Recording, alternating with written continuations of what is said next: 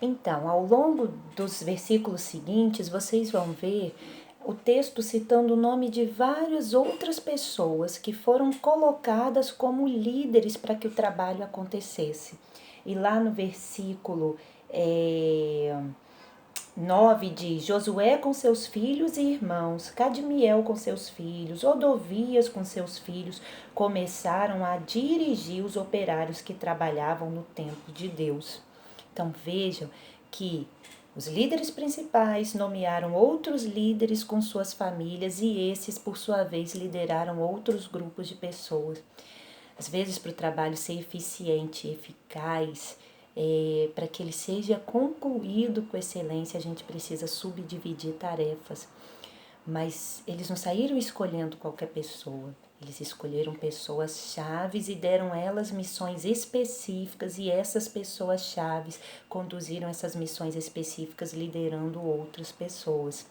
E aí o versículo 10 diz: Quando os pedreiros acabaram de fazer os alicerces do templo de Deus, os sacerdotes paramentados e com trombetas e os levitas descendentes de Asaf com símbolos se apresentaram para louvar a Javé, conforme Davi, rei de Israel, tinha ordenado.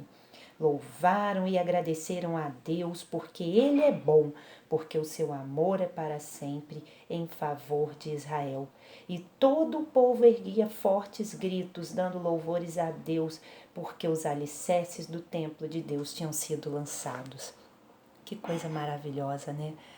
Depois do trabalho concluído, a primeira coisa que eles fizeram foram louvar e adorar o grande Deus, porque a sua bondade é para sempre.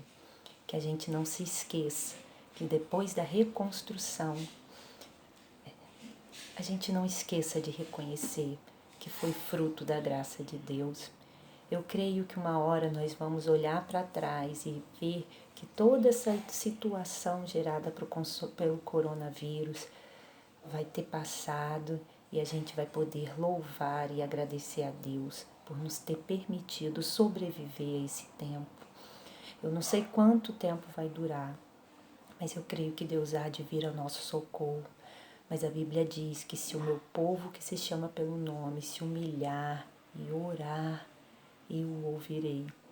Então que nós venhamos a clamar por esse tempo que estamos vivendo, para que no tempo do Senhor lá na frente a gente possa fazer como o povo de Israel fez no tempo de Esdras, levantar a nossa voz e louvar o nosso Deus, porque a sua bondade dura para sempre.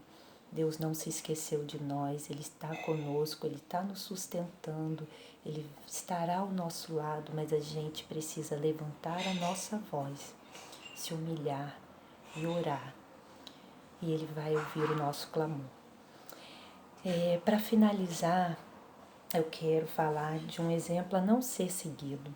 O versículo 12 diz assim: Enquanto isso, muitos sacerdotes e levitas e também chefes de famílias mais velhos que tinham conhecido o templo antigo, ao verem os alicerces do templo atual, ficaram chorando alto, enquanto outros davam gritos de alegria. Uma parcela da população formada pelos anciãos, pessoas já de bastante idade que viram a glória do primeiro templo. Eles viram o quão esplendoroso ele era. E no meio de toda aquela alegria dos mais jovens por terem conseguido concluir os alicerces, eles começaram a levantar sua voz e chorar, porque eles se lembravam do tempo anterior. E aí eles se permitiram, no momento de alegria, ao olhar para o passado, eles se permitiram contemplar um tempo de tristeza. Irmãos, que a gente não deixe o nosso passado atrapalhar o nosso futuro.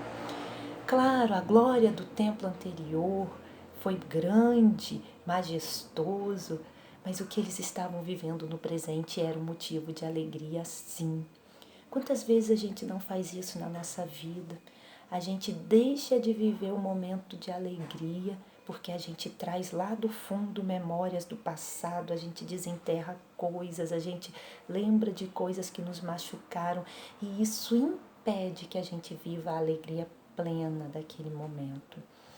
Então, que a gente não cometa o erro desses anciãos, porque eles tinham motivo sim para agradecer a Deus.